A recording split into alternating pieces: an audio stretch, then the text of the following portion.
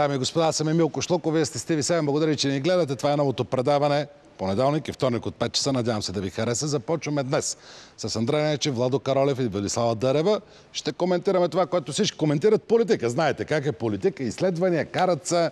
Не знам какво става, но ще чуем от гостите. Димо Гяуров ще бъде следващия гост. Така и не се разбра защо Костов за пореден път не се оправи с тези, които напуснаха СРС и бяха около него. Надежда, Димо Гяуров, Мартин Димитров и другите. Милан Миланов ще бъде тук.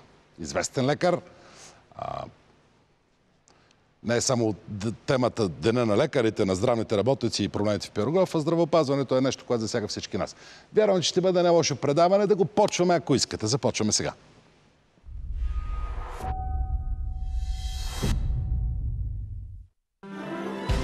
Започваме от студиото в София.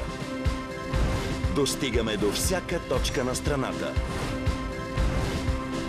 България ни гледа днес. Какво става? Започваме, дами и господа. Тук са вече нашите гости. Виждате ги. Разбира се, когато идват избори, има социологии и изследвания, нагласи и всеки казва кой печели, кой губи, кой влиза, кой не влиза. Интересувани всички, защото това ще е бъдещето управление. Затова казвам добър вечер на Андрей Нечев, на Владо Каролев и на Велислава Дърева. Добре дошли. Мерси, че приехте поканата. Да ви покажа някои изследвания, които НЦИОМ е последното. Имаме едно на MPMD, което предизвика проблемите. Имаме и, мисля, че още едно, което е на Alpha Research. Да ги видим тези данни. НЦИОМ казва така. Март 2013 година изследването. ГЕРБ 24,4%, БСП 17,5%, ДПС 6,5%, Атака 5%, България на гражданите 3,5%, ДСБ и Единство, макар че те вече не са толкова единни, 2%. Това е изследването на НЦИОМ. Последното. Как ви звучат тези данни? Всички гледаме към Андрей. Всички гледат социология цял живот, така че... Значи, зрителите ужасно бъркат в процентите, а на всичко отгоре те ще чуят други проценти на изборите. Защото това са проценти от цялото население. Претеглени спрямо избирателната активност, вече хората разбират толкова. Сещат се, че... Най-лесният начин на зрителя, много огрубено, да го умножи по 50 000% и да види колко гласа стоят зад това. Добре. Значи твърдението, че даже по-точно по 60 приблизително. Те са 50 и няколко хиляди. Значи твърдението, че ГЕРБ има 30% от всички, означава, че ГЕРБ ще получи 1 800 000 гласа.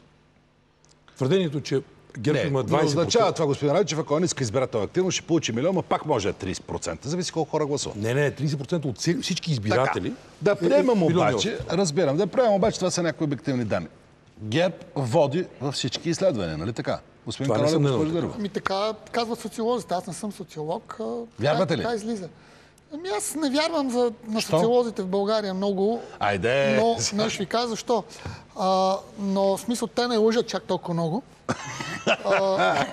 Но ако погледнем исторически, примерно... Си послъгват доста. 2001 година, една седмица преди изборите, които бях спечелени безапелационно от НДСВ, повече социолози, не повече, но доста социолози казаха, че ще спечели СДС. Имаше изследвания, доста. А пък всичките 2 месеца преди това казаха, че спечели пак СДС. Те ще ви отговорят, че НДСВ го нямаше. За съжаление, има политолози, които винаги са били партийни, се правят на непартийни, както и социолози. Примерно госпожа, да не объркаме, Буруджиева ли беше? Няколко път съм спорил с нея. Тя твърди, че не е от БСП, ама са в листа на БСП. Евгений Дайнов напоследък не знам къде отиде, ама си не случайно го наричаха синия шаман. Да, но те не са социолози. Изредените не са социолози. Добре, да са тази. Сега е в листа на зелените, тя е в листа на червените и така. Да, окей, значи обърках се, но... Добре, ама обикновено социолозите цитират политолозите. Освен това, със сигурност... Добре, какво става? Сега ми казвате, че не вярвате, че ГЕРБ е първа, БСП е втора. Не вярвам, че такива разлики има. И според мен, зависимост от това как ще направят кампаниите си, зависимост от това... Само едно изречение. Зависимост от това колко ще стигнат по медиите. Така да. Има възможност БСП да надмине ГЕРБ. Има възможност ГЕРБ да бие много БСП. Зависи как ще направят кампания. Добре, да чуем Дърева. Добре, да приемем, че тези резултати, говоря за Alpha... Искам да почнем от някакви цифри. Да говорим за всички Alpha казват, че е горе-долу така. Значи Alpha Research и НЦИОМ гледаме на тях като на по-обективен Ама ще ви питам и за Мира, която даде повече, защото се окаже, че може би не е чак такава грешна информация. Но, значи, да приемем, че това е така. Така. Това е тази моментна снимка. Сега тук, Да. в този момент, ако приемем, че това е Само да момент, ти имам покажа, въпрос. секунда, да ви покажа Alpha Research, който са горе същите неща, ще ги пуснем аз ги знам на данните. Alpha Research, да. ГЕРБ 21,9, 22, БСП 17,4, ДПС 4,8, Атака 5,5, България граждан 3,9, ДСБ пак е на горе-долу близки неща. Добре, Ама значи, мен ме са близки. интересува... Не са близки. Нека ви обясня, не са близки. Преведете го в чисти цифри. Едното е 22, другото е 24. С 2% разлика може да има и грешка. Не, искам да Другите кажа, 17, другите вижте също. какво твърди Alpha Research, на която, честно казано, вярвам от изредените най-много, но това е въпрос на личен вкус. Разбира се, най-много вярвам на своите данни. Как не? Но Но ГЕРБ казва, че са пак 22%, БСП 17%. Пак разликата е 5%. тук се твърди, че ГЕРБ ще спечели около 1 300 000 гласа, Да. а БСП 1 000 000 гласа. Да. Това е много близо до истина. Добре. Значи, и си представете парламента. 1 300 000 ГЕРБ, 1 000 000 БСП, Така. 350 да речем ДПС, Виждаме ги ДПС и Атака. Атака около 300 се твърди, че има. И 5 и 5 им дават повече от ДПС. ще видите, че Alpha бъркат. Research, нали тя гледа? Бъркат със сигурност. Ще видите, че ще бъркат, За но Атака бъркат. Разбира се, първо ДПС не мога да ги хване социологията. Това е друг въпрос, Защото те те си горе-долу си ходят взимат... но така ли, че 300 000 са сигурни на ДПС. Абсолютно. Така, Според мен и повече. 350, може би 400, но все едно много закрилено работи. Така да е. Това означава, значи преди всичко това означава, че в парламента ще влезат до госпожа Кунева, може би включително. Оттам Да не насетне питам, никой. като отворихме думата за Кунева. Мога ли да довърша? Да. Значи, аз искам да погледнем оттатък числата и оттатък процентите. Какво? Това, което мен ме интересува е, приемам, че тези резултати, особено и аз съм така солидарна с Андрей за Alpha Research. Сега, тук тия са взели пари за Alpha Research и нещо. Момент. Ако това са верни тези данни, аз ги приемам Така. към този момент. За мен стои въпросът. Защо тогава бяха всички тези протести? Защо излезнаха 100 000 на улицата? Защо това правителство си отиде? Ма към мен ли сте въпроси или към другите опоненти? Към публиката, която ни гледа в момента, защото аз на нея говоря, на нашите зрители. Добре. Интересуваме защо след всичко това отново при социологическите Владо има изследвания отговор. излиза резултата. Ето го, Андрей Речев има излиза отговор. резултата, че отново същия този народ, който е възмутен, съсипен, доведен до тотална мизерия, дето в тази държава каквото ти чухме въпроса. Така. Защо? Защо отново? Да чуем какъв Като че ли нищо не се е случило? Две са отговорите. Просто трябва Не да са две отговорите, са два. Две групи фактори, иска да кажа, извиняйте. Единия е, вижте картата на протеста и вие ще видите, че не най-бедните места протестират. Тези, които са най-зле, не са на картата на протеста. Видин, Монтана, Враца, Ямбол. А напротив, там, където е сравнително по-добре. От това следва, че протестът не е от абсолютното ниво на бедност, а от това, че някой в момента потъва. И потъват 500 000 души, средната класа в добрите места. И Дърве казва, добре, тия хора, като протестират, що пак избират тия? Така, идва втория фактор. До сега 4 пъти българите са имали контракция, така да се каже, изгонвали се политиците. Контракция. Да, раждали са нова политическа контракция.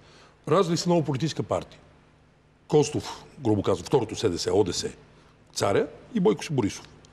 И трите пъти това е контракция, изхвърлена на предишния елит и заменена основ. Тази контракция не роди. Това е голямата разлика. Имаше огромно потъване, имаше чудовищно напрежение на хората, 6 самозапалвания и не се роди нов политически субект. По тази причина получават тази критика. Момент. Означава ли това, че той нещо, дето наричаме гражданско общество, не разбира какво му се случва? Ма къде го видяхте гражданското общество в протестите? Моето обяснение е много просто. Първо нямаше 100 000 души протестиращи. Излязаха хора по всички градове. Само 70 000. Къде във Варна? Ти знаеш какво значи 70 000? Аз прочетах. Те свалиха кмета, ама... В Пловдив беше огромен протест. Аз съм роден във Варна и знам площада пред кметството колко е голямо. Да не спорим, но... И писаха, че имало 60 000 на този площад. На този площад на 5 етажа един върху друг, ако се качат, защото площада е 50 на 50, не може да съберат повече от 10 000 души. Бяха и по улици, бяха всичко. Не спорим за това. Първо нямаше стотици хиляди души. Добре. И второ, според мен, имаше най-различни протестиращи. Тоест нямаше протестиращи с... Да, улицата е разнолика. Точно така. И изменчива. Тук съм съгласна с теб. Имаше някои, които не харесваха Борисов, други протестираха, защото им висока сметката, трети протестират някакво да правят. Четвърти сигурно мен не са ме харесвали. Смисъл, не е точно заради мен. Срещу теб има много протести. Владо, забравяш нещо. Прощавай, че те прекъсвам. Забравяш, че в един момент се разбра, че една част от тези, дето уж протестират, те били дирижирани от ГЕРБ. Това е също така. Това е най-важно. За мен това е Не е само от ГЕРБ, не не е само от ГЕРБ, защото да не спомена, също го спомена. Споменайте си каквото си искате. Господин Ерменков, който сега пак ще бъде кандидат депутат за БСП, доколкото знам, беше на протестите също против монополите. Той беше шеф на Агенцията за енергийна ефективност, сложен от БСП. Така че, според мен и няколко... Добре, върнахме се на протестите, но говорим за изборите. Дами и господа, говорим за изборите. Предстоят след един месец избори. Протестите са минали. Това са данните, вие казвате, че горе-долу са такива. Вероятно. Подкарахме темата за Кунева. Във всичките изследвания Кунева е на кантар. Защо тръгна? Само ви припомня, че преди една година-две на президентските избори беше третата сила, беше огромна формация. Имам кратък отговор на твоя въпрос. Защото когато тръгнаха гражданските протести с всичката условност на гражданско общество, с всичката условност, за която говорим, излезнаха гражданите на улицата, а партията, която нарича себе си България на гражданите, я нема. Тя изчезна. Протестиращите не искаха никакви партиите. И друга партия Това е беше вярно, да кажат, но все пак, когато ти заявяваш, че си партия, която защитава дори гражданите... Атака гонеха, които са най-по-протести. Не е така, не вярвам, че това е обяснение. Напротив, за мен това е много сериозно обяснение. Да чуя вашето обяснение. Радикализацията. Госпожа Кунева е умерен човек. Тя е... 500 хиляди глас преди 2 години, бе, хора. Не е във властта, не е в парламента, няма за какво да е. Това е гласа на разума. Там няма нищо, няма за какво влезе в форумите да видиш. Там няма нищо лозунгарско. А пък тук е обратно. Нали? Всъщност, веднага ще видите огледалото на това. Кой спечели? Айде, тя загуби. Кой спечели? А може ли да се разбере, че тя е виновна, че носи вина за това положение, да са схванали това и да е спаднала? Според мен, съгласен съм радикализацията и всички, които говорят разумно, загубиха. Но другата причина е, че това въобще не е вярно, че нея за какво ли не обвиняват. Аз съм малко... почвам да се преснявам, че развивам наркотична зависимост към Twitter и Facebook. Ако влезете да видите... Вие имате, господин Каролев, така. Заедно с тебе. Само по Фейсбук, Твитър не. Да, в Твитър има вече към 1500 души, които ме следват, така че там се започва. Плюете за какво ли не. Включително на един от най-големите, вместо да се гордееме, че това е единственият източноевропеец, член на борда на една от най-големите банки в света. Днеска прочетах как всъщност Париба ще ли дадат пари, Кунева да влезе в парламента да им защитава интересите ми. Те Париба в България нямат търговска банка даже. Те не взимат депозити. Нали? И за какво ли не обвиняват? Трети и четвърти блок, първи и втори блок, какво се сетите, нали?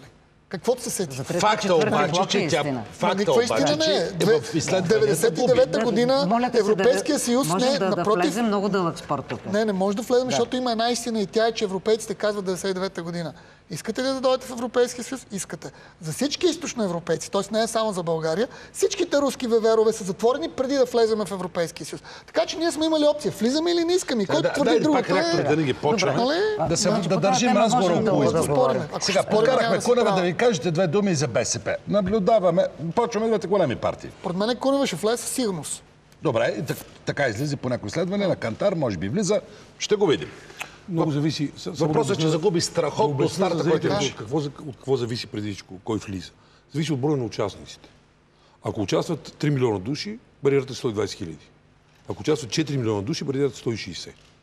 Да, разбираме избирателната активност. Ако участват 2 милиона души, бариерата е просто 80 хиляди. Така че тогава е различно. Така че това е главният фактор и този фактор никой не може да предвиди. Господин Каролев 2009 се хваща на бас, да се ще влезе, така че не му вярваме много на това. Не, 2009-та не съм. Добре, кажете ми за БСП. Беше почти сигурно, че няма влезем. БСП. Както и този. Виждаме едни протести, кабинет се подаде оставка, падна. Правителството падна предсрочно.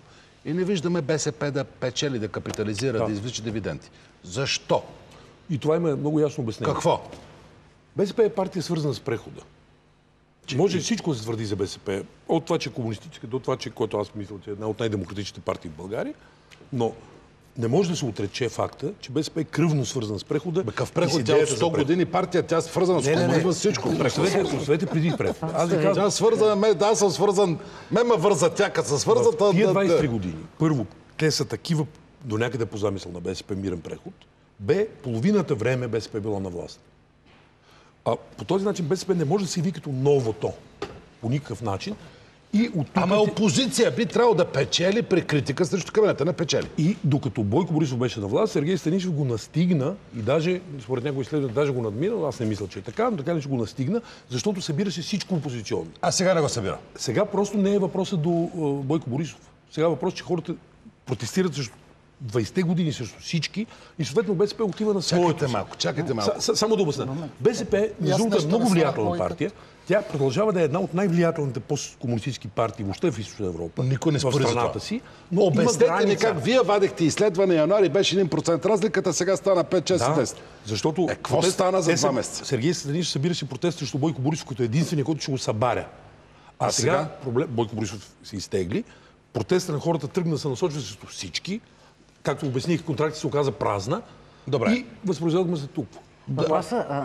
Андрей, въпросът е в това, че вярно е, че протестите са срещу целия преход. Срещу неговата тотална несправедливост. Целият ГЕРБ се печели, БСП не печели хора. Момент. Интересно. За мен е интересен въпросът защо БСП се оказаха главният виновник за всичко това. Кой се оказа главният виновник? БСП едва ли не. Защото е на 120 години? Не. Защото, и ти много добре знаеш, и си го писал много пъти, защото наистина 23 години върви тежка демонизация на всичко, що е ляво. Както е демонизация ляво, така се печели няколко пъти избори, кабинети прави. Върви тази демонизация, която просто... Предния мандат беше първа партия в парламента, демонизация. Трудно се преодолява. И другото, което е много важно. Не е вярно това. 4 години БСП стана първа партия. Сега е в опозиция и не мога да Чуй, хората, техните искания на улицата, като излезнаха, техните искания са леви.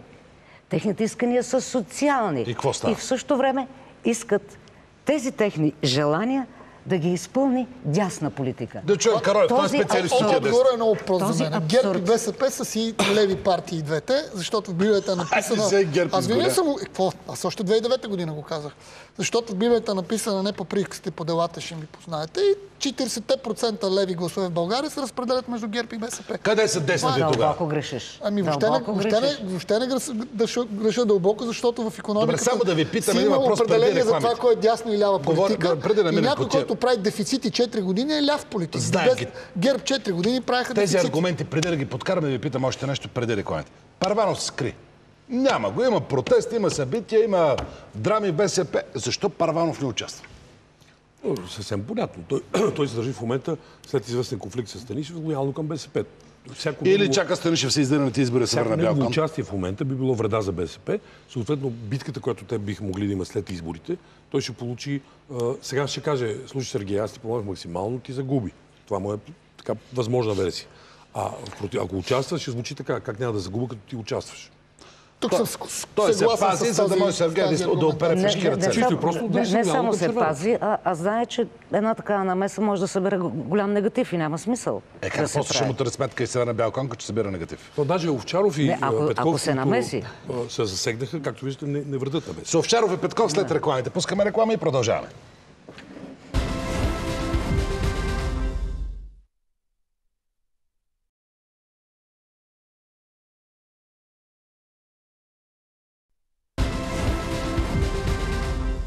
Преди реклами да стана дума, че БСП Парванов се е дръпнал, за да не го обвинят, че пречи. Евентуално може да има някакъв план след изборите при загуба да търси сметка на Станишев. Големи играчи, като Овчаров, като Петков, също не са влизат, също ги няма. По същата причина. Какво се случва? Има прочистване, чиста старите муцуни, има някаква битка вътре? Не, аз не мисля, че можем да говорим за прочистване или за някаква битка. Много от старите лица ги няма. Факт. Например, ето, Сергей Станишев заяви, че какъвто и да е резултат от изборите, той няма да бъде министър-председател. За мен това беше наистина страшно добро решение. Много го укоряват. За това могат да го укоряват колкото искат. Това беше едно много добро решение. И няма станеш при кой да стане. Момент. Този ход на Станишев, е добър. Негово поведение, първо е много добро поведение и той по този начин казва: аз не съм тръгнал да взимам заради властта. И цялата теза на БСП в тези избори е, че трябва да има национално отговорно експертно правителство с непартийни, неполитически фигури. Момент, само да кажа още нещо. Например, аз лично страшно съжалявам, че може би най-блестящият български парламентарист няма да бъде в Народното събрание Георги Пирински. Това за мен това е най-сериозната фигура в българския парламент. Този човек трябва да бъде наречен човек-парламент. Защото наистина е парламентарист, професионален. И какво става? Защо тия листи ги правят така, че ги няма? Като казах думата, Георги Пирински сам реши, че Както няма. Корнезов и други, но другите не мисълта решиха ми е- сами. Другите... Чакай, искам да кажа нещо, понеже така говорим през глава. Докато в България политиката не стане професия, ще има такива искания, да няма повече от 2 мандата един депутат, да си ходили някакви стари муцуни. Те не могат да разберат маса хора, че политиката в тези държави, които наричаме нормални, е професия, както журналистиката, ама не е обогатяване, защото пък както тия 10 години социологията. в парламента Не говоря за станаха милиардери. обогатяване. Нали знаете? Аз говоря за професия и за професионализъм. Когато имаме наистина професионални политици, а те се създават Овчаров с професионален поколения, политик ли? аз мисля, че Овчаров е професионален политик. Най-големите критики срещу него. Не се Цялата очудвам. енергетика в момента му стори на гърба и последни ще поред мен плаща и тази цена заради Овчаров. Не е ли така? Слушаме и вас. Аз не разбирам от енергетика, но със сигурност мога да кажа, че той е един политик, върху който е изсипано достатъчно много катран, за да има някакъв шанс да излезе в бяло. Значи, политиката има захабяване. Господин Кошлуков, на вас лично ви се случва. Знам го, ма кажете ми как е катран при положение, че в енергетика той управлява в 2 кабинета и при Виденов и сега. Съпругата ми така. Изкараха договори подписвани, заеми, смисъл, тук има сериозни неща. Във всеки случай, господин Станишев правилно прави, че не ги слага в листите, защото това е много силен мишена, таргет. Просто казват какво ми говори. Господин Каролев, правилен ход ли е на Станишев това? Аз не съм най-големият специалист или фен на БСП, но Станишев го харесвам. Най-малкото научи много от царя, докато беше премиер. Включително въведе втората най-важна реформа в България след валутния борд, данъчната реформа, за който Орешарски беше награден като министър на финансите в света в областта на данъчната реформа. И мисля, че това, което той прави, е правилно. Са хората, че не го разбират, Велислава може да не е съгласна, но аз съм абсолютно убеден, че в ГЕРБ половината са просто леви. Просто аз поне имам спорове с тях в Фейсбук. Те не са леви, те са ултралеви.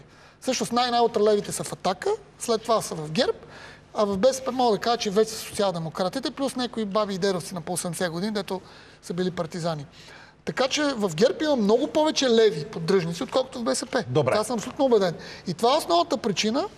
Значи ГЕРБ, ако не се яви на тези избори, БСП ще спечели над 50%. ГЕРБ, ако не се яви, много да спечели, защото аз ти го говоря, той я ще се яви. Да ви задам въпрос за другата тема, която е коментирана. Коментирам БСП, защото тръгнах тия промени. Но така наречената стара десница също е темата от последната седмица. Костов не се разбра за N-ти път с Надежда, с Мартин, с останалите. Пак не се случи това обединение. СДС почти го няма на карта. Приключи ли този период? Свърши ли и Костов и СДС-та? Няма ли да влязат? Вероятно не. Но не за това говоря, иска да кажа. Иска да кажа, че с така наречено голямо СДС, с синята идея, не се случва нещо много различно, отколкото виждаме в Полша, Унгария, Чехия, Словакия и Румъния. Фидес работи в Унгария и така. Фидес не е СДС. Фидес е второто поколение образование. Имаш предвид солидарност? Съдбата на солидарност? Не, че те не излизат всичко от солидарност. Излизат. Но истината е, че първата антикомунистическа десница навсякъде е загаснала и загинала. И това не е отрицателно обстоятелство. Това е просто естествено обстоятелство, при положение, че практически всички искания на тая първа антикомунистическа десница. Това е ясно. Защо сега тези не стават? Окей, минаха 23 години. Каквото е било тогава, било. Днес тези партии бяха в парламента и СДС и ДСБ все по-намаляват и изчезват. Защо? Според мен е много лош малко индианец. Значи погледнете колко десни партии са нароени. И аз много съжалявам, ако някоя десна партия не влезе в парламента, но пък всяка монета има две страни, защото един, с който има шанс да влезе са ДСБ, защото ако не влезат, барем след това си тръгнат всичките лидери на тези партии. И след това има някакво обединение, защото ако погледнете предизборните програми или поне ангажименти, за които се говори, сега извиняйте, ама СДС да ми говори за премахване на валутния борд. Значи другия, който говори за премахване на валутния борд е ГЕРБ. Извинявам се. Грешка. Атака. Каролев да е седнал тук, ще мачка ГЕРБ. Не, грешка. Ето, сбърках. Лингвистична. Някой път мисля. Обяснете ми, защо не става това при ДСБ? Може ли дясна партия при това въвела валутния борд, защото по времето на управлението... Да иска да го маха. Съгласен съм. Това е див популизъм. Обяснете ми обаче защо при ДСБ не става... Айде, добре, сега се обърка. Костов има някакво влияние, има гласове, не може да каже, че... Да, но виж какво. Чакай, ДСБ, изобщо българската десница, тази, която не знам как да я наричаме традиционна или изконна, или традиционна, добре. Няма значение. Обществото я припознава като един от главните виновници за разсипването на тази държава, Защото нещата започнаха от 92 година. И това ще е се караме така. сериозно. Можем да се караме Тук колкото ще се искаме. изкараме. Основното разсипване Но- стана 95-97 с Мога ли кажа другаря Жан Виденов и БСП начало. Извинявайте. Не, да оставим миналото. Миналото си е минало, за него спора безкрайно. Чакай, откъде чакай. да почнем? Индустрия, земеделие? веднага ще кажа Откъде да го почнем? Откъде Какво да се се свързва? почнем след 97 Откъде година, да вървим го напред. почнем? Какво се свързва 89-та сега почна. с 10? Да чуем. Какво се свързва с тази традиционна десница? Значи, пак това са елементите на долу БКП. Ченгетата, руснаците, комунистите. Ама има ги тези гласове, България ги има. Но това нещо 1%. продължава 23 години. Да не Значи, може ченгетата вечно, бяха да. разкрити, руснаците са едно плашило, което не плаши българския народ. Това е едно да плашиш куче с месо. Русия се приема в България и комунисти не се наблюдават. Значи, има една, за да използвам марксистски термин, дребно буржуазна партия, каквато е БСП. Тя в никакъв случай не е комунистическа партия. Това е абсурд. Тя не иска нито национализация, нито диктатура на пролетариата. Слава Богу, Смешно че не е просто. комунистическа Не, смешно да се твърди, че са комунисти. Не са, факт. Това е смехотворно. Те седат с тези три лозунга, които са елементи от известното долу БКП и подскачанията. Няма нищо свързано с тази ситуация. И за тях вот е носталгичен. Така че няма как Има и нещо друго. да не е естествения Съгласна край съм това. с Андрей. Но най-големия парадокс е, не знам дали вчера гледахте знаменитото шоу на ГЕРБ в Арена Армеец. Се ще кажеш с ГЕРБ две думи? Бойко Борисов завърши с това как и Цветанов, как само ГЕРБ са тези, които могат да прогонят комунистите. Добре, взима там 1% Така, гласове. какви комунисти? Но много е хубаво името. Не, той каза да спрат тройната коалиция. Той говори за тройната коалиция. Не, най-често. напротив, как ще го от комунистите. Но, Каза и слава на Европейския съюз, което най-много ме... момент, искам само да кажа нещо. Много ми хареса името на предаването. България гледа. За мен обаче стои въпроса, като гледа, вижда ли? И какво вижда? Защото, освен, че съм журналист... Се ще излезе народа просто. Там ли отива? Не. Освен, че съм журналист, аз съм кинодокументалист. И вчера, като гледах това зрелище в Арена Армеец, 15 000 души строени, Прилича малко на БКП. това не на БКП. Това ми прилича. Всички партии Предполагам, събират вие сте автобуси, хора гледали. правят големи Предполагам, вие сте сбирки. гледали филма на Лени Рифенштал. Не. Триумф на волята. Айде, започнахме сега. Триумф дес Вилес. Не са фашисти по никакъв. Което беше абсолютното внушение. Могат И да съберат аз даже хора, събират ги. преди да дойда днес в студиото, аз отново изгледах филма на Лени Рифенштал, пък логото "Имаме воля" и заглавието на филма на Триумф на волята просто ми се вързаха ужасно. Само искам да кажа, че филма, за който говоря, е заснет 1934 Чудесно. И отразява Конгреса на нацистката партия. 6-тия конгрес. Тук вече минахме в теория на Пак сме се взели в конспирациите. нашата копанка България, в нашата единствена, малка, велика, уникална страна.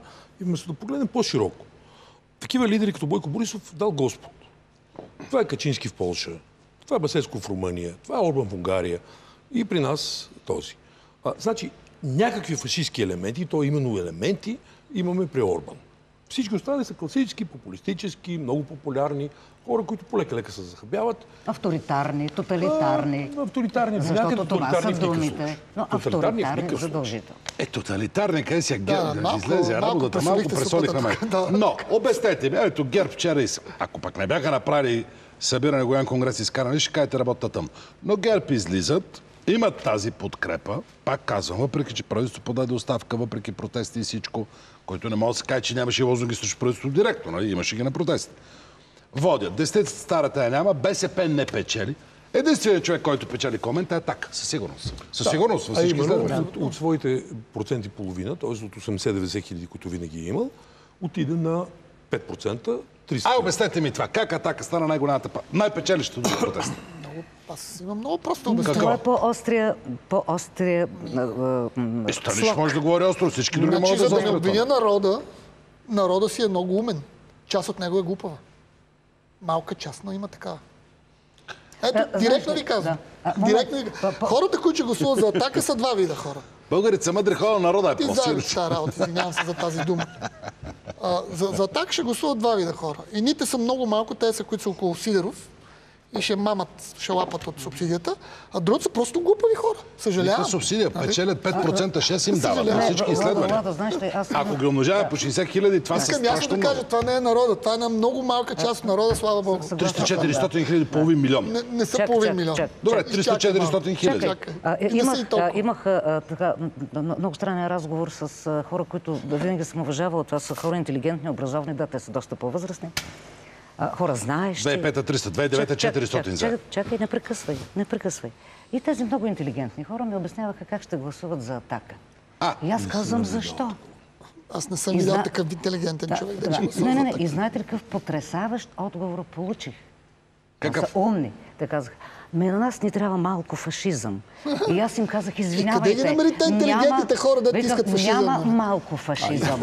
Няма такова понятие малко фашизъм. Вижте бе, само едно изречение ще кажа. Моля ли някой нормален човек да взима сериозно човек, който в програмата си е написал, че даже Милтън Фридман си признал, че кризата след 2009 година била проблем. А той Милтън Фридман почина 2006 година. Така. Нали? Той си бил признал през 2009, сигурно Това, че Волен Сидоров може да бъде не е фатално, въпросът е, че хората му вярват. Колкото е вярно това, дето Борисов разправя, как в резерва имало 8 милиарда лева, от които реално са 2,5. Искам да ви питам...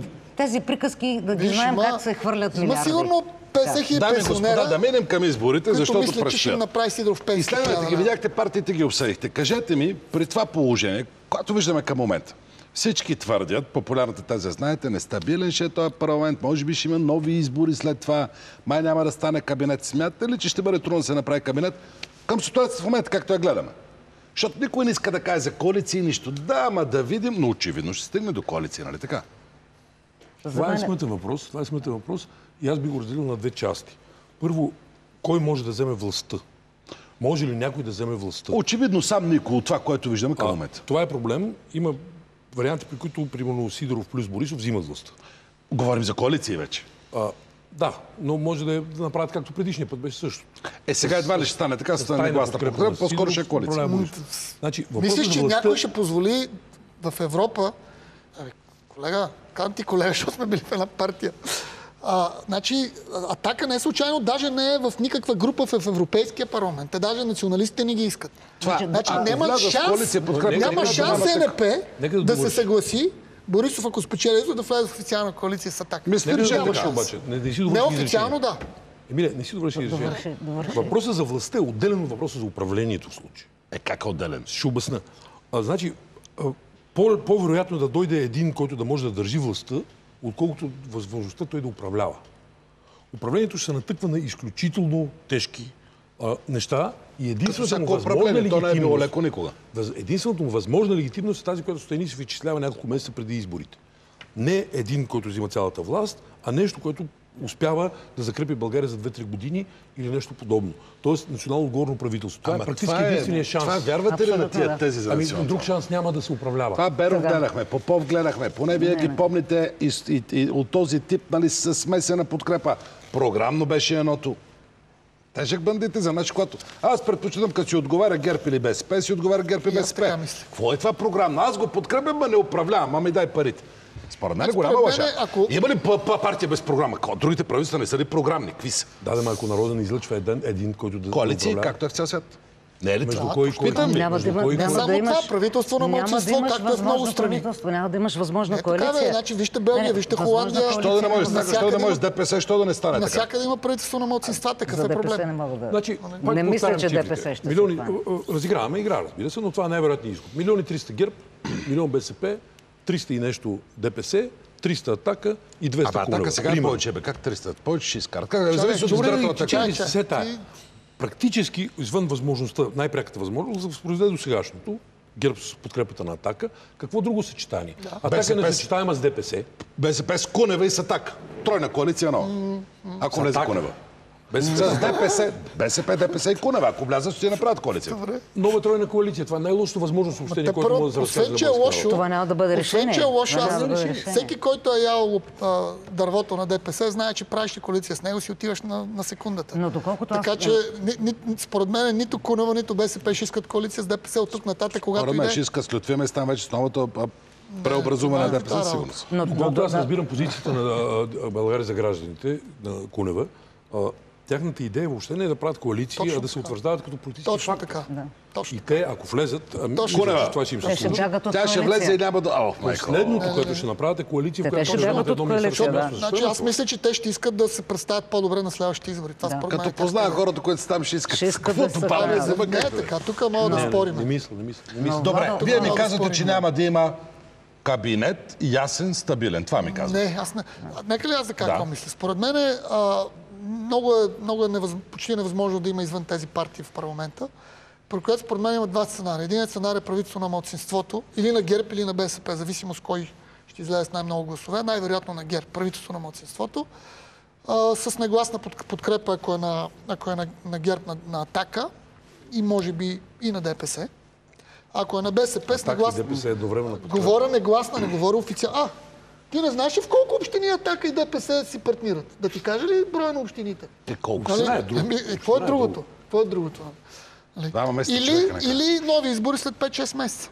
Значи, тая конфигурация, която рисува Владо, тя е... той просто вижда варианта и вижда това е възможността. резултат, да, то ще доведе до корабокрушение на Що? кораба на това правителство, защото няма ще срещне страшна Аз не съпротива. казвам до какво ще доведе, казвам какво според мен е възможно. И освен това, доколкото аз получих една информация И с това от мои колеги, има изрично предупреждение от страна на Европейската народна партия към ГЕРБ по никакъв начин да не правят коалиция с Атака. Ма то е ясно това, то няма нужда от предупреждение. Аз ви казвам, Атака даже До сега нямаше такова Няма. нещо. До сега всичко това се търпеше и толерираше. За първи път се появява такова предупреждение, И какво доколкото ще са стане, прави като има моите предупреждение? колеги. Особено Ще ги лица. изключат от ТНП глупости. Кой да изключите? А ГЕРБ, ако направят коалиция ли? Нали, Какво Борисов ще иска стане? да чуе congratulations, той сам си го казва. Да. Той И друга ще дума не чуе, знае. ще чуе, нали, както се казва, знака на победата, ама без единия пръст. Мрънкане, но от друга страна това е българското направи решение. той, нали, Да чуе господин Речев. коалиция С с Атака. Атака проблема не е в това, че има предупреждение. С Атака проблема е, че някакси се изчистиха геополитическите основания на съществуването на тия партии и няма никакво съмнение, че Атака е партия, ползваща се с известна популярност на изток. И на северо-исток, за да бъда съвсем точен. Да, зависи кой. Ще да питам кой изток, да. На северо-исток. И това не е вярно, извинявай. Говорим за Бях тогава в северо-запад. Москва съвсем случайно, когато беше конгреса на Путин и товариш Сидоров беше с 10 човека и не можа да влезе даже в конгресната зала. Значи той са му дали преди едно време, окей, ама Путин не е глупав човек. Не, това е въпрос на За разлика позиции. от тези, които Как се гласуват разберат за за Атака, яйца? Не, кажете ми Атака и ГЕРБ как се разберат за яйца. Путин ще го Никога обсъдим няма да се следващия път. разберат. Приключваме Никога. това предаване, този сегмент с разговора до тук. Разбира се, запазя право да ви каним, защото те първа, следващите дни и седмици ще става все по-нагорещено и все по-интересно. Още повече ще се Ние ще окаля дадем терена и... около 15 април. Ще ги коментираме Да, и тях. да. Чака ни всички това бъдеще, което си формираме сега. Продължаваме напред, дами и господа. Димо Геров ще бъде тук, Милан Миланов ще бъде тук. Гледайте. В предаването остава да видите кой пак разтресе десницата и още ще отиде ли на избори синьо единство.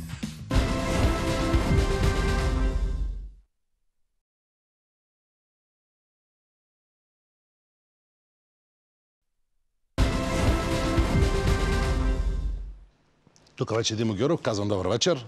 Здравейте. Господин Геров, говорихме преди малко с предните ни гости, не знам дали видяхте разговора, и за традиционната десница, така наречена традиционна десница. Отива ли си тя? Какво става? Според социологически поручване шансовете да влезе и СДС и ДСВ са много малки. Може би няма да влязат, най-вероятно така излиза. Ще го видим на изборите. Но факт е, че влиянието й намалява. Защо? Задавате, вероятно, най-трудния въпрос. Въпросът за 1 милион. И дали ще намери верния отговор и честния отговор, вероятно ще предопредели и бъдещето на това, което фрагментарно в момента съществува от някогашното мощно дясно. Така.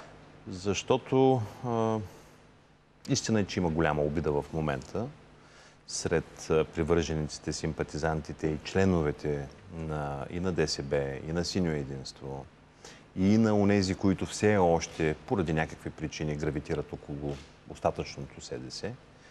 Обидата идва от това, че не можа да се намери консенсус, не можа да се намери... Защо? Вие бяхте на тези преговори. Какво попречи?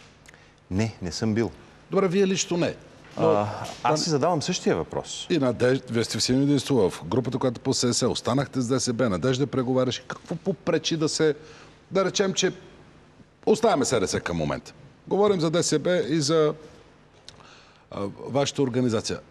Изглеждаше, че сте заедно, че всичко е наред. Какво стана в последния миг? Какъв е проблема? Тук какво има толкова се дели, че се дели? То вече нищо не е останало. Вероятно има. И вероятно залога се корени в каузата, в бъдещето, в опцията за бъдеще.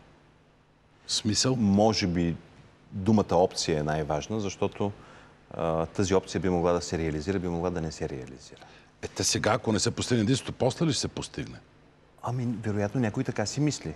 Аз разсъждавам като вас. И януари месец, когато се заговори за единна платформа и за някакъв общ субект, Така. вероятно много наивно и много глупаво изглеждащо отстрани. Аз запитаха ми защо не сега, в някакъв момент после. Това, че не се постигна сега единството и не се постигна консенсуса, може би отговаря на този въпрос. Че някой от страните няма и истинска желание, няма волята. подобно намерение, няма волята. Пак казвам, аз не знам какво се е случило точно на тези разговори и кое щупи копието. От това, което разбираме, че Костов е отказал да бъдат съпредседатели на коалицията. Това излезе в медиите. Аз съм не е само това. Аз съм абсолютно убеден, че някой не казва цялата истина. Не знам коя от страните, може би и двете, но не казват цялата истина. Има детайли и вероятно тия детайли са по-важните от съпредседателстването. Отделен въпрос, че това съпредседателстване е една фикция. Защо непременно трябваше да бъде Надежда и Костов? Трябваше да бъдат те съпредседатели. Имаме един синхрон на Костов, имаме едно изказване на Костов, което искам да го пусне да го чуем. Той казва какви са причините, да го видим. Обещах да ви кажа какво се случи. Ето какво стана с нашите надежди. След като бяхме постигнали съгласие по повечето от темите за листите, в неделя проведахме заключителен разговор с единство. Защото в понеделник беше последния срок за регистрация на коалициите. Първият въпрос, около който се обединихме, беше съпредседателството. За нас това беше достатъчна гаранция за взаимно доверие. Преминахме на уточняване на листите. Започнахме с взаимни отстъпки. Оставаха няколко спорни позиции, когато колегите от единство поискаха почивка. След нея прекратиха едностранно преговорите. В понеделник, след като изчакахме до последния момент, регистрирахме коалицията. Продължихме разговорите, изпратихме им решение на техните искания писмено, както го поискаха. Днес отхвърлиха и него. Виждате, че не сме ви предали. Затова ви моля, не спирайте да ни подкрепяте. Това е обяснението на Костов. Всичко било наред от тяхна страна. Това обаче, обърнете внимание, че е от четвъртък. Да. А понеделник беше крайния срок. За листите. За листите. Хайде да дам един нагледен пример. Ние с вас сме двама бизнесмени в тежка ситуация, пазар. И решаваме да правим общ бизнес, защото и двамата изнемогваме. В един момент, в 12:01, вие казвате, твоята фирма няма да се случи. Ти ела в моята като менеджер. А пък аз ще реша как ще се движат нещата от тук нататък. Общо взето това ни предложи ДСБ, след като не се регистрира коалицията, ние да бъдем практически в чужди листи. Това нямаше как да стане. Но той каза, че в началото до преговорите е регистрирал сам, защото той е бил готов съпредседателство и заедно да регистрират, ама нещо вие сте напуснали. В понеделника, още сутринта, представители на ръководството на ДСБ започнаха да звънят по мои колеги и да им предлагат влизане в листи на ДСБ. Но не е коалиция. В тази коалиция, която е регистрирана, а не в друга коалиция. Не в коалиция с участието на Синьо единство. Да. Което показва, че не е тази цялата истина. Нещо повече дори. Версията за наше участие в листи на ДСБ не е нова. Колегите от ДСБ се опитваха да ни сондират още през ноември, през декември, когато стана онова разделение. Разделението, да, със СДС. Така че всъщност аз подозирам, че тайната и голямата надежда на ръководството на ДСБ от самото начало е била тази. Обяснете ми друго. Добре, да речем, че е така. Те пак правят коалиция. Да се явяват сами Да е само 10, да е Костов. Казвам, окей, за нашата партия, ние сме марката, не ви знаят вас, какви сте вие синьо единство, нищо не сте. Те правят коалиция с БДФ. Една партия, която няма, която няма никакво влияние. Баща ми беше член на времето, лека му пръст, познавам ги хората, чудесни и мили хора, но никаква партия. Но те имат коалиция. Ако аз съм на мястото на Костов, искам да събера гласовете, знам, че това обединение дори като етикет, дори като опаковка изглежда добре. Въобще не казвам, че сте важни, но като кажа, събрахме се заедно, за моите симпатизанти ще бъде чудесно. Що да го правя с БДФ, а не с вас? Ако нямаш коалиция, ще приема вашия аргумент. Но има. Само, че смисъла на правенето на коалиция, ако искаш да залепиш една нова марка, по-привлекателна или едно наименование. БДФ не е Какво е новото? Именно, какво е новото? Аз бих приел логиката на създаване на коалиция, ако тя беше кръстена, да речем, сините. Каквото ще да е кръстена? Не, има значение. Защото, разбирате ли, пак повтарям, сега някой ме кара аз да отида под един чужд бранд, да участвам в нещо. Не моя бранд. Защо? Защо да го правя? Не мога да разбера защо. А каква е ползата на Костов от това при положение, че и той губи симпатизанти? Очевидно, изследванията го показват. Не мога да ви отговоря. Вероятно, отговорите ще дойдат след изборите. Защото след изборите, след 12 май, разговорите на тая тема трябва да продължат задължително. И тогава трябва да се каже цялата истина. Не сега, не по време на кампанията. Добре. За да може действително да се види е ли възможен този проект, около който се обединихме януари месец, или не е възможен. Добре, ама аз не знам как са протекли разговорите, какви са нещата, но много разделя. С СДС имаше синя коалиция, ДСБ напусна на времето, върна СДС, Надежда самата се караше с Костовка, ставаше председател. Добре, да кажем, че това е минало, нещо са разбрали пак. Сега стана второ разделение. Вие напуснах, вие бяхте в СДС, вие напуснахте СДС. Не, изключиха ни. Точно така, заради разделението. Вас ви изключиха именно защото станах скандал с Костов. Вие бяхте готови да продължите с ДСБ. Защо с вас да се кара, не мога да разбера. Със СДС ги оставям в страна, да речем, че там имам разделение. Ма що това обединение, каквито и плана да ми кажат, че има от тайни отзад. За изборите му окей. Не, аз не вярвам в конспиративните теории, но все пак може би някой си мисли да спечели актив за едни бъдещи разговори за след изборите. И по-благоприятна позиция. Тоест, те да са по-силните участвали, да кажат, ние сме силните, ние имаме гласовете. Няма друго разумно обяснение. Другото е липса на разум. Другото обяснение. Ама ако не влязат, какви гласове и какви силни? Те са вън.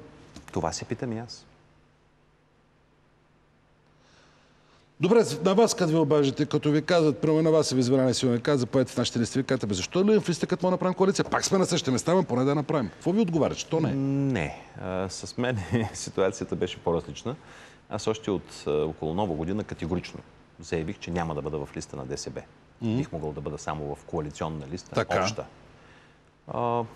Това някак охлади интереса към моята персона. Тоест, те държаха само в листа на ДСБ се влиза. Започвам да си мисля това. Ма какво пречи да сте в коалиция, пак да сте в... Нямам обяснение. За пореден път повтарям, че логично обяснение, разумно обяснение няма. Защото и не случайно казах, че са много разочаровани симпатизантите и на ДСБ. Аз си контактувам с огромна част от хора, които членуват в ДСБ, които са активисти на ДСБ, те са мои приятели. Те също са тотално разочаровани, защото те видяха за пореден път надеждата. И за пореден път някой им дръпна оная искрица. Ето какво казва и Каба Иванов. Имаме и неговото изказване по темата. Нека да го видим. Само, че СДС направи две много важни неща, които тези партии не направиха.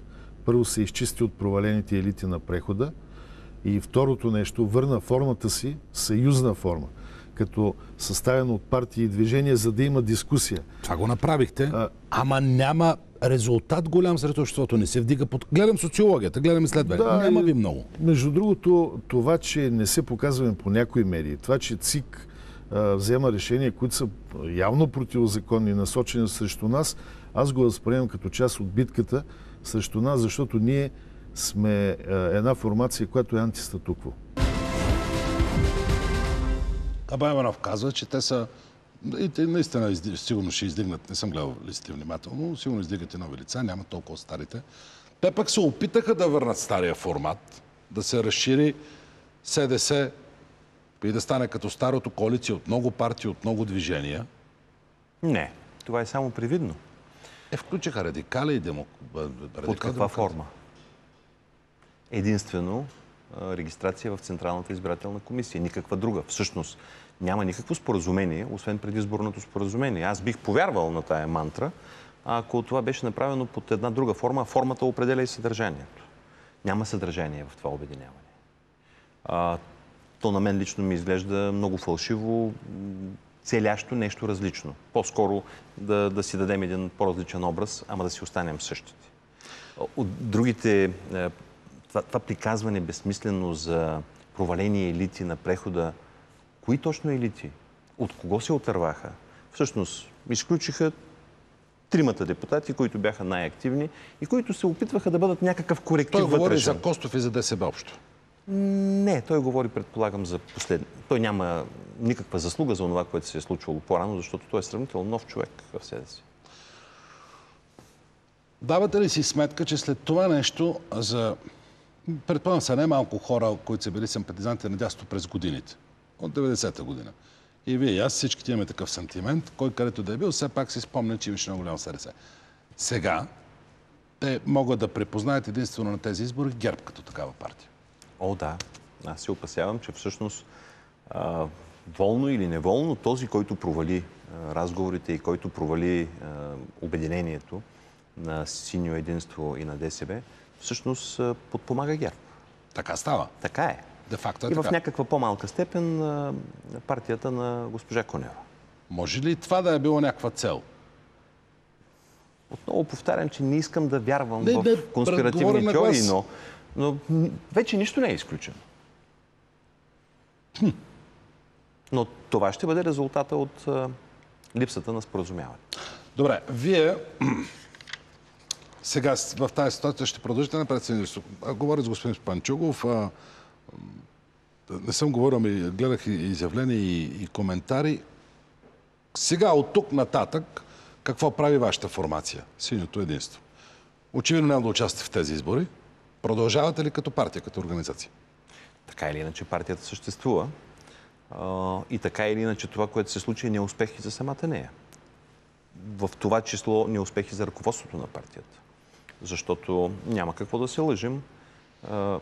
То вие го създадахте точно за участие на тези избори, за да направите разговорите. Така е. И това е неуспехи за преговорния екип на Синьо единство. За това казах, че след изборите ще трябва много дълбоко да се анализира какво се е случило, да се проведе много честен разговор, да се чуе цялата истина от всички страни възможни и да се прецени тогава какво се случва по-нататък. Казахте, че на вашето място ГЕРБ, на които са най-големите в момента, и нормално да вземе част съгласувателно, се появява и Кунева, която претендира да е нова десница. На мен не ми изглежда никак като дясна Кунева, по никакъв начин. И на мен не ми изглежда. Но тя ще пребере също гласове, смятате, от това разделение? Аз подозирам, че поведението на партията на госпожа Кунева да не заема конкретна идеологическа ниша, да няма ясно оцветяване с определени послания идеологически, целеше да обере електорат от целия спектър. Всъщност, на президентските избори го постигна, спечели 500 000 гласа, нещо такова беше. Да, но знаете добре, че това работи до време. Такъв тип поведение работи до време. Когато човек се пази от всичко и не заявява ясно какъв е и в коя част от политическия спектър се намира, тогава започва да губи от всякъде. Но от друга страна пък, в тази конкретна ситуация, може би тя ще дръпне доста от нашите гласове.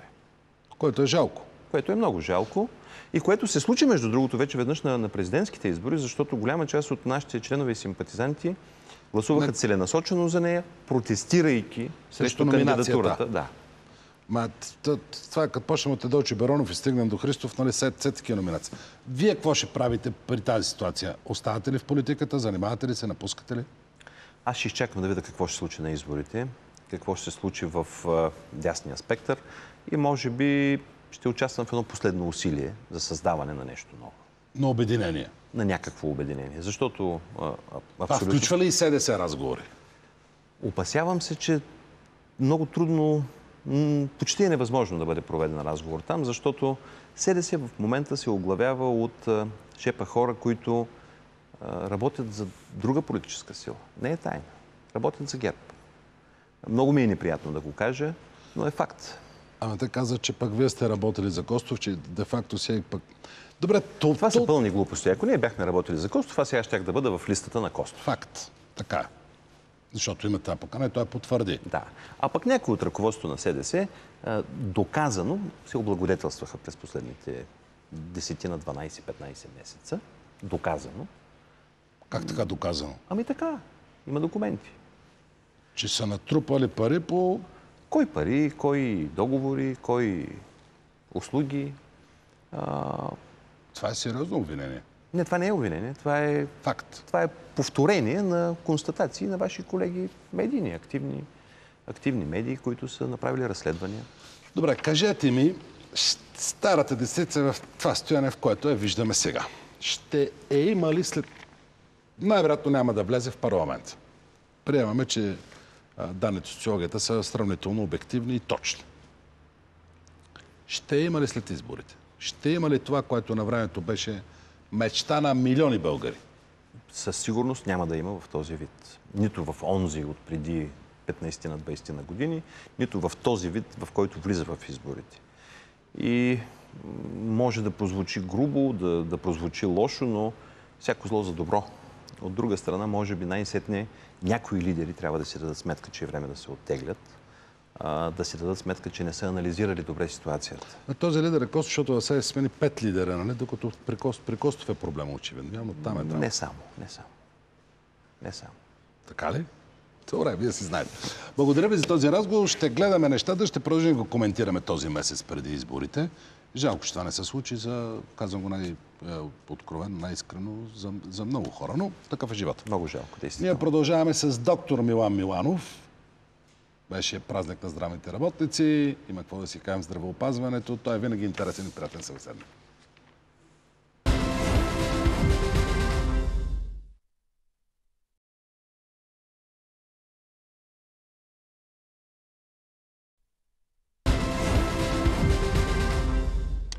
Тук при мен е доктор Милан Миланов. Казвам добър вечер. Добър вечер. За здравеопазването не спирам да говорим, ама че има един въпрос, който не знам, според мен всички казват, че е важен, но някакси не го виждат. Страшно много млади лекари напускат страната и бягат. Гледах статистики, около 600 човека завършват от медицинските университети. Към 400-500 бягат. Дори и да са на половината, пак е много. Твърдят, че повече отиват. Може би някои се връщат, но не, аз мога да отговоря точно като председател на столичната колегия, колко молби за... Има едни специални документи, които издаваме, когато напускат. Не, те просто трябва да декларират в държавата, в която отидат, че са членове на Български лекарски съюз. Иначе без това... Тоест точна е статистиката. Колко? За миналата година и до сега, към март месец тази година, са около 200 човека. София? София. Лекари. А за цялата страна, като нищо са 400-500? Нямам сведения, за това не искам да говоря, София, но винаги тези данни могат да бъдат екстраполирани. София е най-голямата организация на Лекарския съюз. Ако това е огромно бедствие. Добре, какво? Има ли риск реален след 10 години да нямаме лекари? Не. Не, ние ще имаме като бройка, може би. Нашите университети произвеждат достатъчно. Колко достатъчно? 600-300 бягат. За мен къде е проблема? Защо бягат колегите? Защо напускат България? Веднага казвам. Заради хоризонта. Не. Заради хоризонта. Какъв хоризонт? Хоризонта на тяхното развитие. В момента българските лекари, особено младите, тъй като те вече са по-добри от нас. По-добри са от нас. Техният хоризонт е каскетата, който им е нахупен и те виждат едва бомбетата на обувките си. Тоест, живеят ден за ден. Или 6 месеца за 6 месеца. Добре, това е основната причина. Професор, разбира се. Чакайте малко. Именно, да. Един добър лекар в България започва в болница да трупа стаж, прави специалност, прави все по-сложни операции, взимат го в медицинска академия или в добрите болници. Що да няма хоризонт за развитие тук? По-скоро няма заплат. Иначе професионално развитие има. Не. Защо? Обяснете ми. Веднага обяснявам. Започва той, да кажем, работил в Сливенската болница. Казвам Сливен, защото там съм почнал. Сливенската болница идва в Пирогов или в Александровска или в Военна. Така. На всеки 3 месеца му сменяват правилата на играта. Кои правила? Основните правила на играта, в които... Сега, нека да си договорим така, аз не говоря за медицина. Медицината в България, като наука, практика, е точно толкова добра, колкото и в Европа. Аз говоря за правилата на здравната ни система, в която ние живеем. Днеска му плащат нещо, утре му не му плащат, третия ден го кара да пише купища документи, които документи се оказват, че са никому не необходими. Това съсипва. Днес той трябва да мине, примерно, пациента, защото, вижте, вие започнахте с това, че е ден на здравния работник. Не, това е ден на здравето. Така е измислено от СЗО, така е въведено, Добре. Но по някаква стара традиция в този празник се включваме и ние лекарите. Няма лошо, много е добре. Вие ако в деня на здравето не се включите, кой да се включи? Кукичето ли? Това е за вас? Трябва да се включи населението. Защото ние, българските доктори и всички доктори в света се занимават с болестите. Да. А не с здравето. За съжаление. И поне занимават с болест, сме по-здрави. Да не спорим за това. Не, аз не споря, просто искам да въведем. Вие ми казвате, че правилата са проблем, че непрекъснатите лашкания в реформата. Непрекъснатото лашкане, непрекъснатата смяна на условията. Разбира се. Всичките условия са така направени и непрекъснато се правят, че това, което въведохме 98-2000 година, всеки български лекар да заработва дохода си, не работи. Просто не работи. Дори и не работи там, където моите колеги, да кажем в доболничната помощ, джипитата са нали... А това ще да ви питам. Там нямаше проблеми. Що изведнъж го пипнаха това? Изведнъж се размърка и джипитата. Докато все пак бяха доволни, някаква система беше направена, която го удовлетворяваше. Аз искам да започна така. Той е отговор. Основата на здравната система на всяка нормална държава и България включително е финансиращия механизъм. То е здравната каса. Начина на финансиране и начина на работа. Още 2002-2003 първата крачка, която направиха към унищожение на здравната каса като самостоятелен финансиращ орган и разбира се социален, защото това е един обществен фонд, знаете кое махнаха? Арбитражните комисии.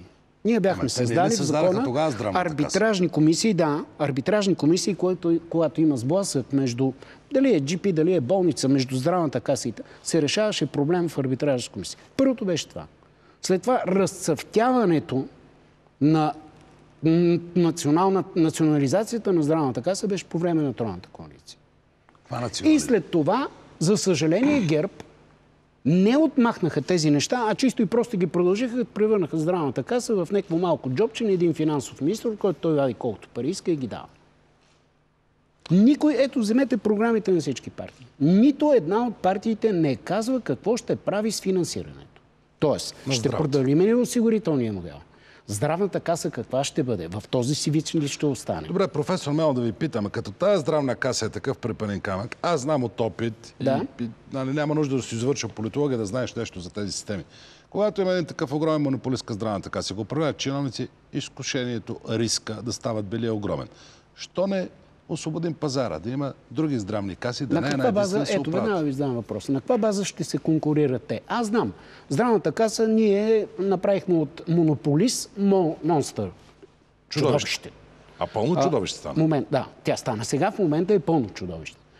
Това объркване, което надзорния съвет и управител на касата направиха в края на годината и обърнаха в хаос цялото здравеопазване, и сега моят министър, новия служебния министър, прави екшън план, за да излезем от там. Никой не искам да ми говори за здравеопазване. Добре, а защо ми е тази здравна каса? Не искам да си давам парите там, след като правят така. На каква база се конкурират здравните каси? Простичка. Да. Пускаме пазара. Две неща. Какво? Обеми и цени. Да, обеми и цени. Това е. Здравната каса, другата, ако събира същите здравни вноски и има същия обем, по който е задължава наредба 40 на Министерство на здравеопазването, на каква база? Ето за това става. Ще променят наредба. Ето за това. Тоест, ние трябва да решим, ГЕРБ не го реши и аз тежко ги обвинявам за това. Те не решиха проблема с допълнителните фондове. Ма не искам да са допълнителни. Искам тази здравна каса да я няма, защото крадат и лъжат. Искам да си давам, пак го давам този пример за антипат. 1 лев за социално слабите и болните на държавната. Вземете го, вие го дайте на който няма. И другите 9 лева, ако 10 давам на месец, аз пак задължително да си купя, да ме задължите да си купя здравна осигуровка или застраховка, както искате да наричате, но да избера къде. И отивам и казвам, Милан Миланов ли е доктора? При вашия фонд ще купа, ако ми го давате на мен, той ли ще ме гледа? А за ушина с гърло коя? За сърце? добър екип сте. В коя болница в тези 3 имате договори? Дайте ми застраховката при вас. Ето ви 9 лева. Ето, вие го казахте без да искате. Това, което казвате, е много добро, но това е застраховка. Това не е осигурително модел. Нека да е задължителна застраховка, ще има същата функция. Проблема е в това, че значи, ако говорим без различни отклонения и така някои хора да познавали, аз познавам осигурителния модел на целия свят. Навсякъде има една национална здравна каса, която гарантира основен, минимален, както аз го наричам, финансово осигурен пакет. Чудесно! Нагоре се надгражда и всеки човек, знаейки какво плаща през надграждането, може да изисква да му бъдат извършени услугите в този аспект, който каза.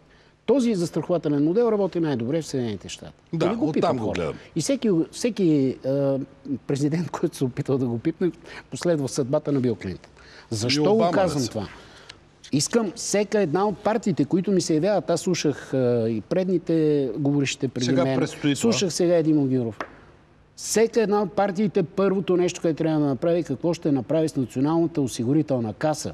Защото Националната осигурителна каса беше на тристепенно управление. Имаше общо събрание. Това общо събрание решаваше всички най-важни проблеми. Имаше оперативен орган, управителен съвет и шеф на касата. В момента какво има? Един надзорен съвет, създаден от негодници, които объркаха българското здравеопазване, и един председател на касата. Те решават и никой не ги интересува. Достигнахме до там. Действително министъра, сегашния служебния министър на здравеопазването, да прави екшън план в здравеопазването. Ние сме 2013, ами 2014 година. Добре, кажете... Нека да решат този проблем. Да не ми пишат, че ще връщат училищните лекари, че линейката трябва да стига за 30 минути. Никъде императив за достигането на линейката няма. Има само добро пожелание. Да не ми пишат щурти. Решете този проблем. Ние имаме добра здравна система заложена. Тази здравна система трябва да бъде подкрепена. Но очевидно трябва да се реформира и си самата система. Не е проблема само в касата. Аз веднага всичките тези реформатори на болничната помощ искам да издадам въпроса. Каква реформа искате да правите? Никога да сте чул от някой... Говорят за здравна карта. Какво ще реши тя? Има болници... Това са мантри.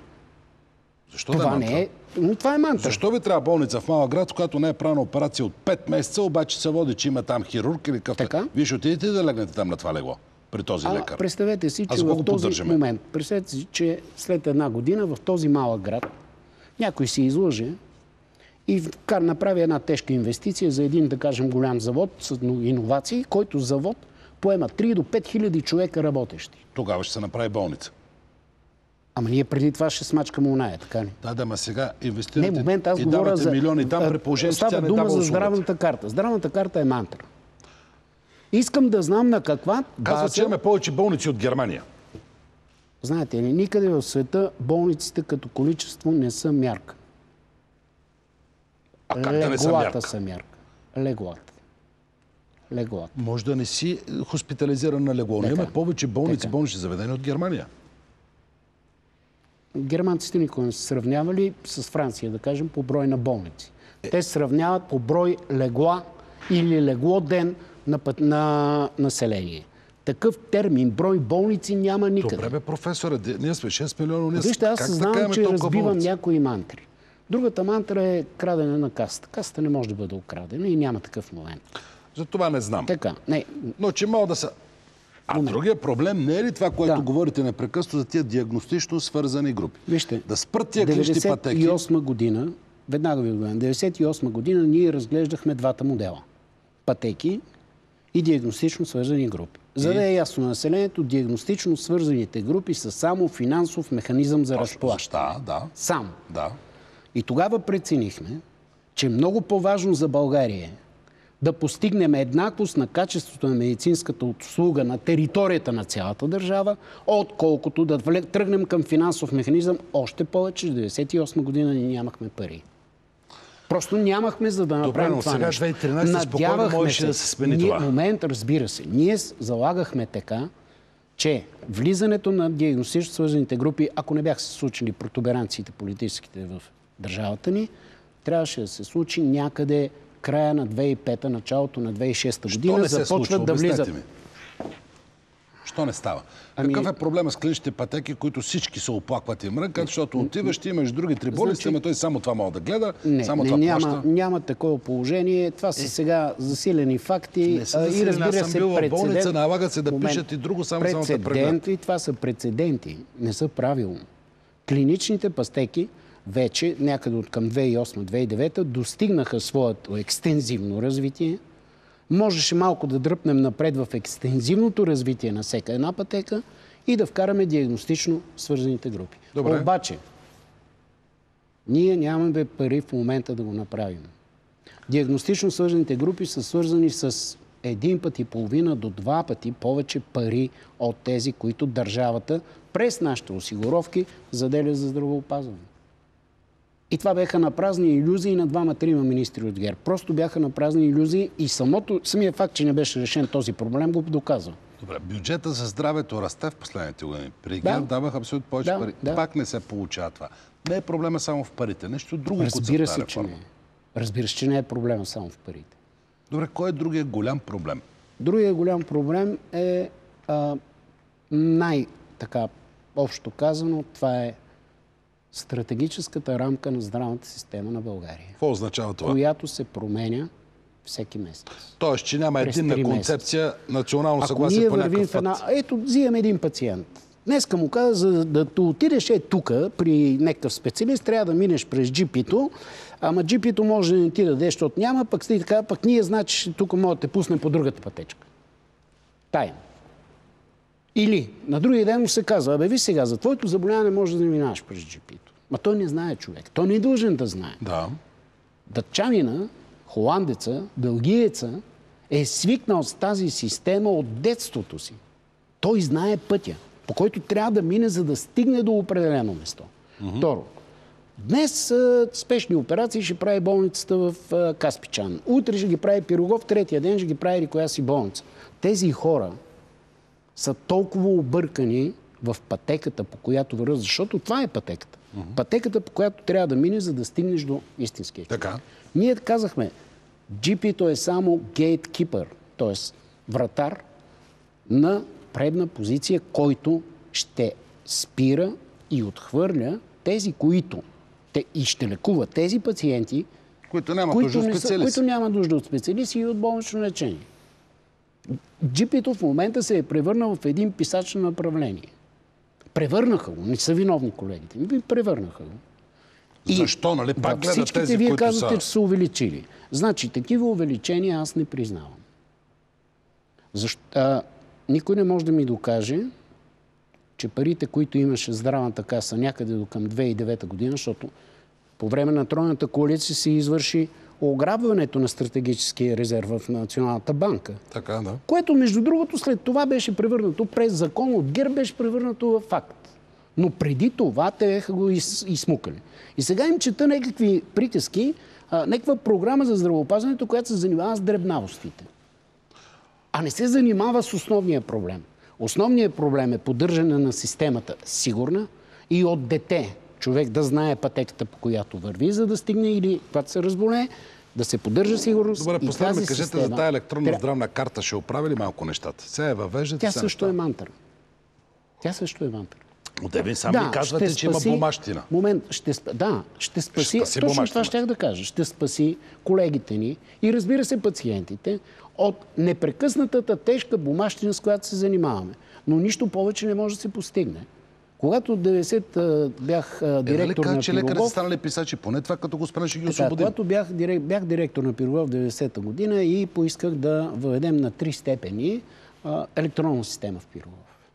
Един от най-добрите софтуеристи на България, той е много близък мой, в Америка от 91-та, сега се пенсионира и може би ще се върне, той ми каза, преди всичко ти трябва да знаеш какво искаш. Да си помогнеш ли или още повече да се забатачиш? Защото това, което ми представяш, ще се забатачи още повече. Добре, направете го пространно, не е толкова сложно. Това не зависи от нас. Това зависи от хората, които разбират от IT. Тоест, тази електронна здравна карта трябва да съдържа оптималната информация за пациента и оптималната информация за лекаря. Точно така и това се прави по света. Оптималната. А ние какво ще направим? Ще направим една здравна книжка или електронна здравна книжка, в която ще пише баба ми от какво е била болна. Да, това е важно. 90%, над 90% от заболяванията... Не може да се направи така, че на компютъра ви излиза лесно и удобно. Вижте, пак е мантра, защото след 6 месеца, ако касата реши да си промени нещо правилото, тая карта трябва да е Добре, последен въпрос. Да приемем, какво ще кажете на новия здравен министър, който ще дойде след един месец? Свършат изборите, има кабинет. Какво е първото, което трябва да направи министъра на здравето? Много ще зависи от коя политическа сила е, каква е платформата му, каква е програмата и какво той мисли да прави. Но какво трябва да се направи според вас? За мен на първо место трябва да бъде върната Националната здравна каса в своята същност, като обществен фонд. Самостоятелен, не свързан с нищо. Тогава на времето ние свързахме с НОИ. Нямахме как да оставим абсолютно самостоятелно. Може би това е добър вариант. Добре. Но в никакъв случай на фиска, в никакъв случай на бюджета. В никакъв случай. Това е първото, което трябва да се направи и сигурност в здравната система. Дори и да е грешна. Пак говоря за тая пътека, по която трябва да... С това да приключим. Пак ще поговорим по тази тема, защото първо ще ги обсъждаме. Две думи може ли извън темата? Не, няма как. Добре, исках да говоря за десните, но... Почват да видите по TV7, гледайте ги, те са интересни винаги. Ние ще се виждаме понеделник и вторник, по това време, някой път и в петък. Някой път ще се виждаме. Желая ви приятна вечер.